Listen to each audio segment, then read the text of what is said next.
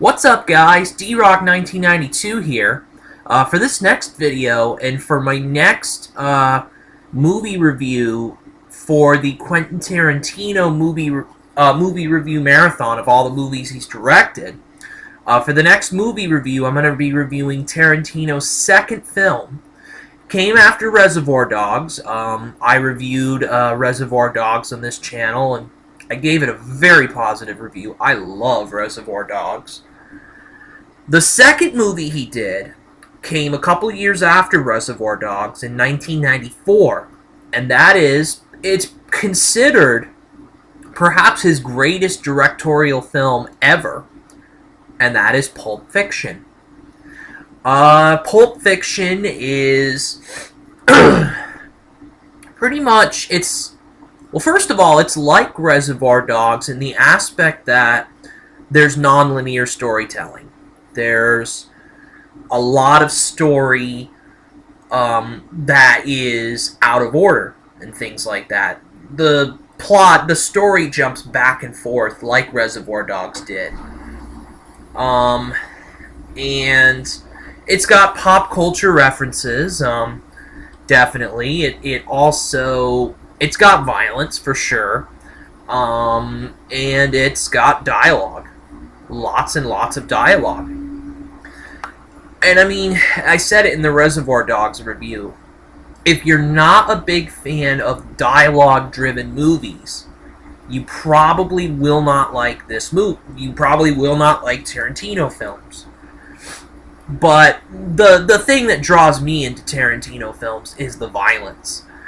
You know, I'm a guy who likes blood and gore and violent acts in movies, for sure.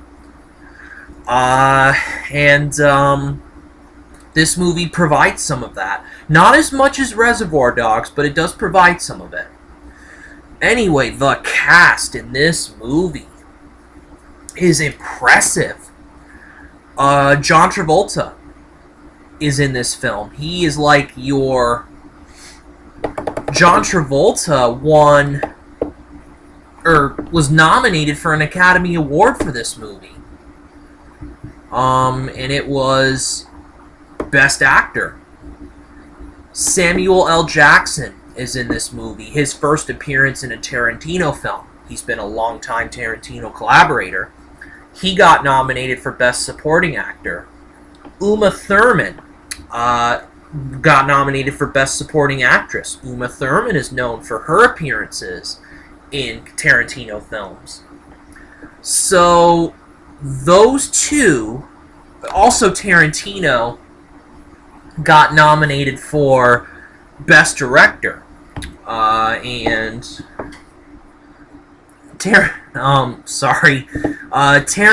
got nominated for Best Director. All of these guys got nominated, but they did not win. In fact, for the Academy Awards, Pulp Fiction was up for 7 nominations, and they only won 1 for Best Original Screenplay.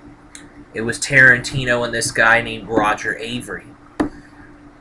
So, besides John Travolta and Samuel L. Jackson and Uma Thurman, you have Bruce Willis in this movie. You have Harvey Keitel in this movie. Tim Roth. Keitel and Roth were from Reservoir Dogs. They returned for Pulp Fiction. They returned to collaborating with...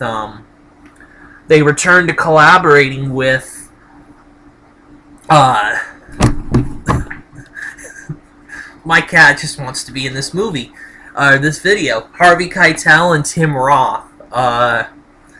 They were in Reservoir Dogs before, and they are in Pulp Fiction here. Ving Rhames is in this movie, and Christopher Walken. So those are pretty much your main players that are in the movie. So this movie is 3 stories into one, basically. It is, yeah, it's 3 stories into one. 3 major stories. One of the stories is about Vincent Vega, who's played by John Travolta. Vincent Vega is this mob hitman who, you know, he takes his boss, played by Ving Rhames. I gotta think of the name here. Marcellus Wallace. Vincent Vega's a mob hitman for Marcellus Wallace, who's a gangster, essentially a gangster. He has to take Marcellus's wife, Mia Wallace, played by Uma Thurman, to take her out, and show her a good time, do what she wants to do. And some craziness ensues, and it's a very interesting story, for sure. There's a lot of craziness that ensues, and it's kind of funny.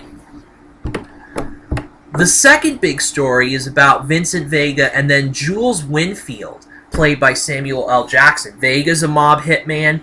Jules Winfield is a mob hitman. It tells the story about these guys. They've got easy... I'll tell you one thing. Travolta and Jackson, they've got good chemistry. They do have very good chemistry in this movie. So Jules isn't so sure about the mob lifestyle.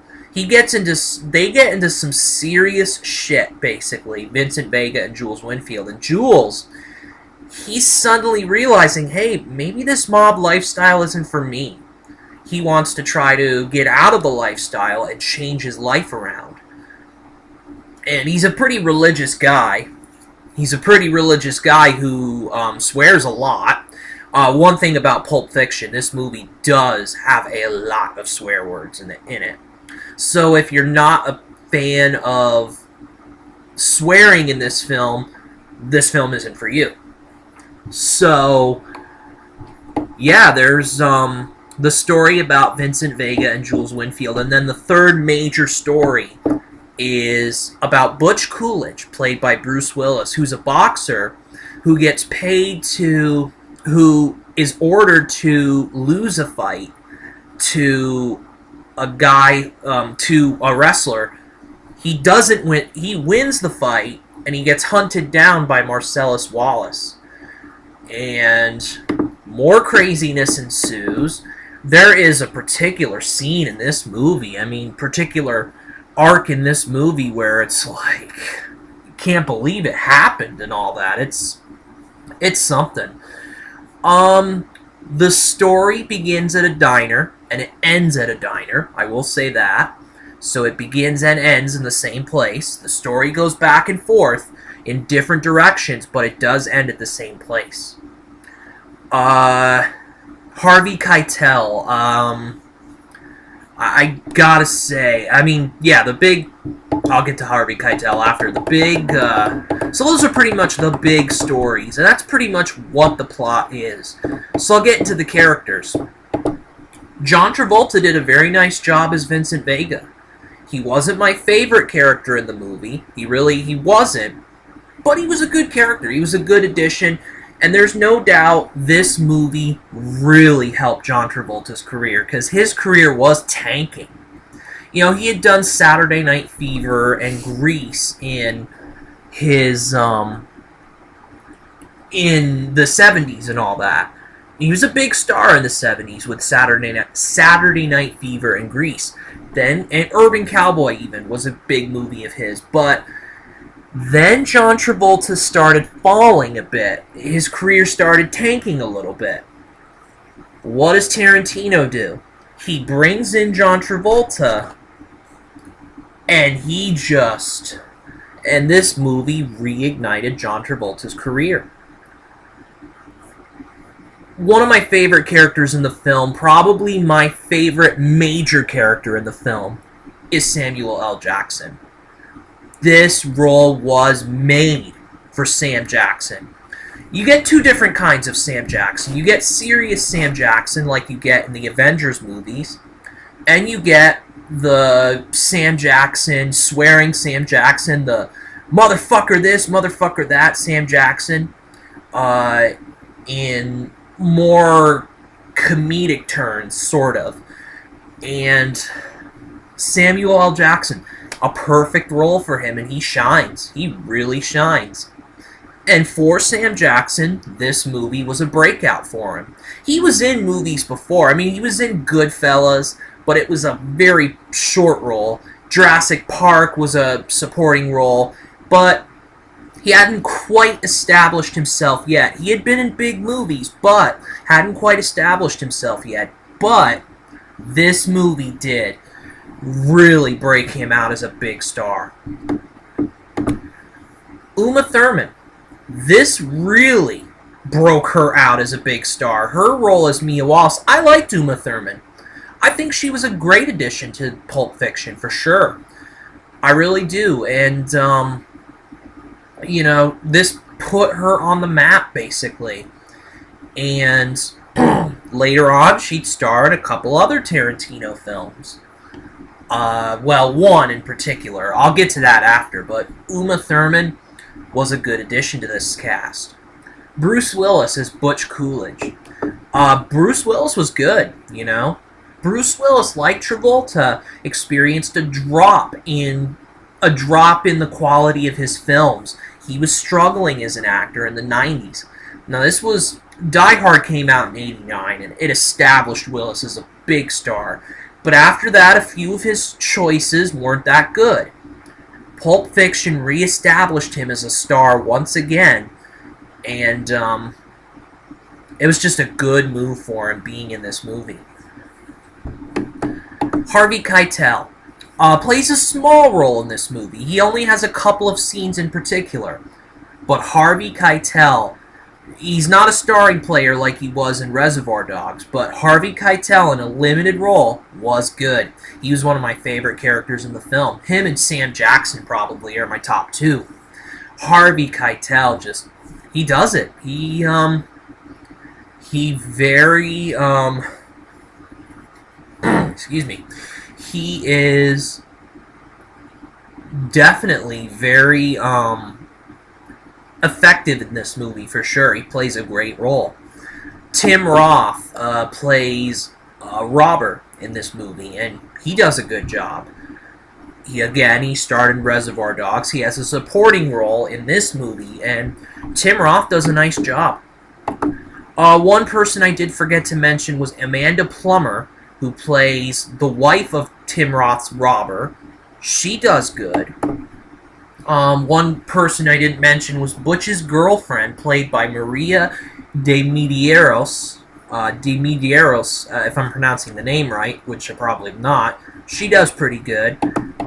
Ving Rhames does a nice job as Marcellus Wallace. This is a very good role for Ving Rhames. He's probably another one of my favorite characters in this film. This role was written for Ving Rhames, for sure. You know, Eric Stoltz plays this drug dealer named Lance. Rosanna Arquette plays Jody, Lance's wife.